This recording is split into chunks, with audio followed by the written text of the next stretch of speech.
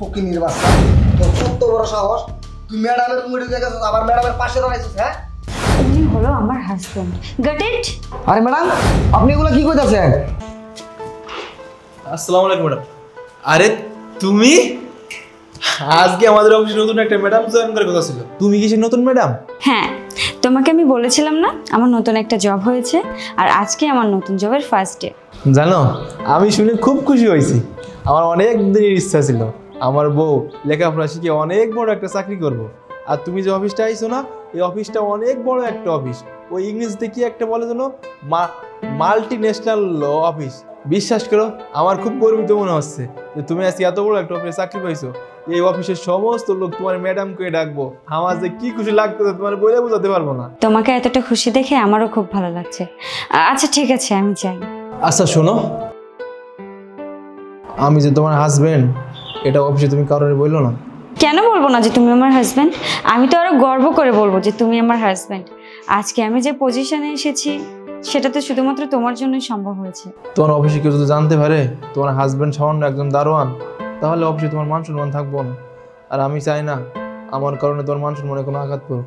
তুমি আমার পরিচয় দিও না, তুমি আমাকে হাইড করে রাখো। আচ্ছা ঠিক আছে, তুমি যেটা ভালো মনে করো। আমি তাহলে এখন আসি। এক মিনিট। তুমিও না।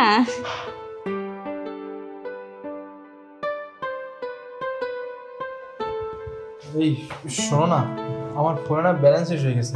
তুমি এক কাজ করো, তুমি বাড়িতে বাবা মাকে ফোন করে বলো বাচ্চাদেরকে স্কুল থেকে আনতে। ওদের আবার স্কুলে ছুটির সময় হয়ে গেছে। ফকিনির বাচ্চা, তোর কত বড় সাহস! তুই ম্যাডামের রুমে ঢুকে গেছিস, আবার ম্যাডামের পাশে দাঁড়াইছিস। হ্যাঁ, আজ কতদিন হলো এই অফিসে চাকরি করি, আজ পর্যন্ত এই অফিসে ম্যাডামের অনুমতি ছাড়া ঢুকি নাই। আর তোর কত বড় সাহস! তুই দারোয়ান হইয়া তুই ম্যাডামের অফিসে ঢুকছ? তোর তো কোনো কমন সেন্স নাই। তোরা তো ইচ্ছে করতে থাপড়ে সব ঠিক করে লাই। এই থামো, আর একটা কথাও বলবেন না। কি যেতে বলছেন আপনি তখন থেকে? ম্যাডাম, ওদেরকে এত আশকারা দেন না, বুঝছেন? ওদেরকে আশকারা দিলে না মাথায় উঠে কাঁঠাল ভাঙবে।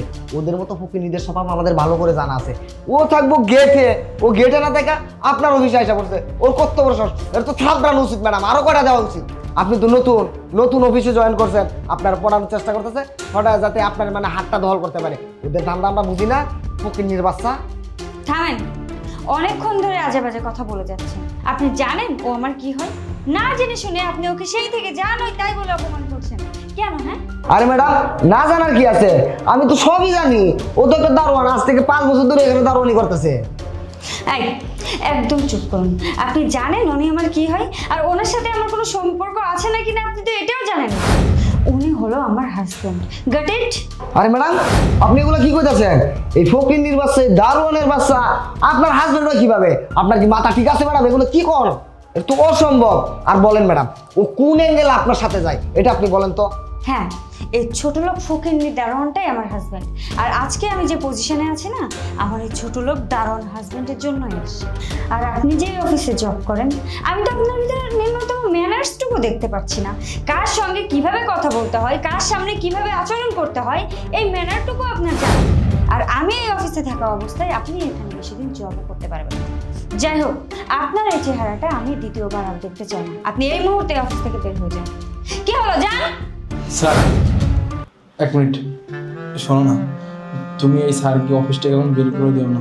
তুমি স্যারকে অফিস থেকে বের করে দাও, তাহলে স্যারের ফ্যামিলিকে নিয়ে স্যারের অনেক কষ্ট হবে, স্যারের রাস্তাটা থাকতে হবে। তুমি প্লিজ এই কাজটা করো। আর আমি স্যারের হয়ে তোমার কাছে ক্ষমা চাচ্ছি, স্যারের কোনো দোষ নেই, তুমি প্লিজ স্যারকে ক্ষমা করে দাও। দেখলেন তো, আপনি এতক্ষণ ধরে যাকে ছোট লোক বলেছিলেন, দারোয়ান বলে অসম্মান করেছিলেন, তার গায়ে হাত তুলতেও দ্বিতীয়বার ভাবেননি। আর সেই ছোট লোক কিনা আপনার হয়ে আমার কাছে ক্ষমা চাচ্ছে।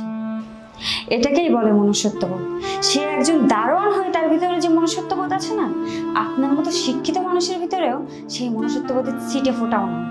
যাই হোক, আমার স্বামী যেহেতু আপনার হয়ে রিকোয়েস্ট করেছে, তাই আপনাকে আমি চাকরি থেকে বের করছি না। কিন্তু ফার্দার যদি আর কখনো আমার স্বামীকে আমার অফিসের কোনো স্টাফদের সঙ্গে আপনার দুর্ব্যবহার করতে দেখেছি, তাহলে আপনাকে এই অফিস থেকে ঘাড় ধাক্কা দিয়ে বের করতে আমি কিন্তু দ্বিতীয়বার ভাববো না। যান, এই মুহূর্তে এখান থেকে বের হয়ে যান।